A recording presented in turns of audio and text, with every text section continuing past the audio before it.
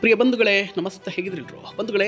ರಾಜಕಾರಣದಲ್ಲಿ ತೀವ್ರ ಸಂಚಲನ ಮೂಡಿಸಿದ ಧಾರವಾಡ ಜಿಲ್ಲಾ ಪಂಚಾಯತ್ ಮಾಜಿ ಸದಸ್ಯ ಯೋಗೇಶ್ ಕೂಡ ಕೊಲೆ ಪ್ರಕರಣದಲ್ಲಿ ಮಾಜಿ ಸಚಿವ ವಿನಯ್ ಕುಲಕರ್ಣಿ ಸೇರಿದಂತೆ ಒಟ್ಟು 19 ಆರೋಪಿಗಳನ್ನು ಜನಪ್ರತಿನಿಧಿಗಳ ವಿಶೇಷ ನ್ಯಾಯಾಲಯವು ಅಪರಾಧಿ ಎಂದು ಘೋಷಿಸಿದೆ. ಸುದೀರ್ಘ ವಿಚಾರಣೆ ನಡೆಸಿದ ನ್ಯಾಯಾಲಯವು ಪ್ರಕರಣದಲ್ಲಿ ಭಾಗಿಯಾಗಿರುವ ವಿನಯ್ ಕುಲಕರ್ಣಿ ಸೇರಿ 19 ಮಂದಿ ದೋಷಿಗಳು ಎಂದು ತೀರ್ಪು ನೀಡಿದೆ. ಮಾಜಿ ಸಚಿವ ವಿನಯ್ ಕುಲಕರ್ಣಿ ಅವರು ಈ ಕೊಲೆ ಆರೋಪದ A15 ಅಂದರೆ 15ನೇ ಆರೋಪಿಯಾಗಿದ್ದು, ಹತ್ಯೆಯ ಹಿಂದೆ ನಡೆದ ಸಂಚಿನಲ್ಲಿ ಭಾಗಿಯಾಗಿರುವುದು ಸಾಬೀತಾಗಿದೆ. ಅಧಿಕಾರಿಗಳಿಗೆ ನೀಡಲಾಗಿರುವ ಶಿಕ್ಷೆಯ ಪ್ರಮಾಣದ ಕುರಿತು ನಾಳೆ ಅಂದರೆ ಏಪ್ರಿಲ್ 16ರಂದು ನ್ಯಾಯಾಲಯದಲ್ಲಿ ವಾದ ಪ್ರತಿವಾದ ನಡೆಯಲಿದ್ದು, ನಂತರ ಅಂತಿಮ ಶಿಕ್ಷೆ ಪ್ರಕಟವಾಗಲಿದೆ. ಹಾಗಿದ್ರೆ ಏನಿದು ಪ್ರಕರಣ ಅನ್ನೋದ್ರ ಬಗ್ಗೆ ನಾನು ನಿಮಗೆ ಸಂಕ್ಷಿಪ್ತವಾಗಿ ಹೇಳ್ತಾ ಹೋಗ್ತೀನಿ ಬಂಧುಗಳೇ. 2016 ಜೂನ್ 15ರಂದು ಧಾರವಾಡದ ಸಪ್ತಾಪುರದಲ್ಲಿರುವ ತಮ್ಮದೇ ಮಾಲೀಕತ್ವದ ಜಿಮ್ನಲ್ಲಿ ಯೋಗೇಶ್ ಗೌಡ ಅವ್ರನ್ನ ಭೀಕರವಾಗಿ ಹತ್ಯೆ ಮಾಡಲಾಗಿತ್ತು.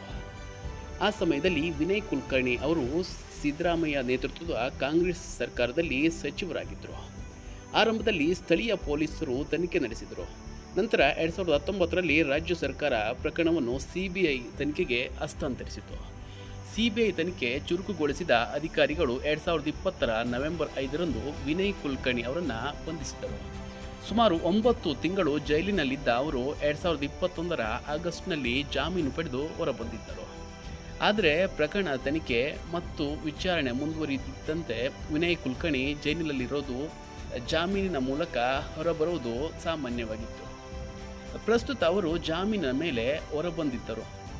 ಇಂದು ಏಪ್ರಿಲ್ 15 ಪ್ರಕರಣದ ಎಲ್ಲ 21 ಆರೋಪಿಗಳು ಕೋರ್ಟ್ ಮುಂದೆ ಹಾಜರಾಗಿದ್ದರು. ವಿಚಾರಣೆ ಪೂರ್ಣಗೊಳಿಸಿದ ನ್ಯಾಯಾಧೀಶರು ಲಭ್ಯವಿರುವ ಸಾಕ್ಷ್ಯಾಧಾರಗಳ ಆಧಾರದ ಮೇಲೆ 19 ಮಂದಿಯನ್ನು ದೋಷಿಗಳು ಎಂದು ಘೋಷಿಸಿದ್ದಾರೆ. ಶಿಕ್ಷೆ ಪ್ರಕಟಿಸಿದ ಬೆನ್ನಲ್ಲೇ ವಿನಯ್ ಕುಲಕರ್ಣಿ ಅವರ ಶಾಸಕ ಸ್ಥಾನ ಕೂಡ ನಿರ್ಧಾರವಾಗಲಿದೆ. ಹಾಗೇನಾದರೂ ವಿನಯ್ ಕುಲಕರ್ಣಿಗೆ 2 ವರ್ಷಕ್ಕಿಂತ ಅಧಿಕ ಕಾಲದ ಶಿಕ್ಷೆಯಾದಲ್ಲಿ ತಕ್ಷಣವೇ ಅವರ ಶಾಸಕ ಸ್ಥಾನ ಅನರ್ಹವಾಗಲಿದೆ.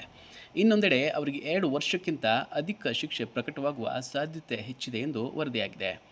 ಜನಪ್ರತಿನಿಧಿಗಳ ವಿಶೇಷ ನ್ಯಾಯಾಲಯದ ನ್ಯಾಯಾಧೀಶರಾದ ಸಂತೋಷ್ ಗಜನನ ಭಟ್ ಕೇಸ್ನಲ್ಲಿ ಅಂತಿಮ ತೀರ್ಪು ನೀಡಿ ಶಾಸಕ ವಿನಯ್ ಕುಲಕರ್ಣಿ ದೋಷಿ ಎಂದು ತೀರ್ಪು ನೀಡುತ್ತಿದ್ದಂತೆ ಕುಂತಲ್ಲೇ ಕುಸಿದು ಅವರು ಕಣ್ಣೀರಿಡಲು ಆರಂಭಿಸಿದರು.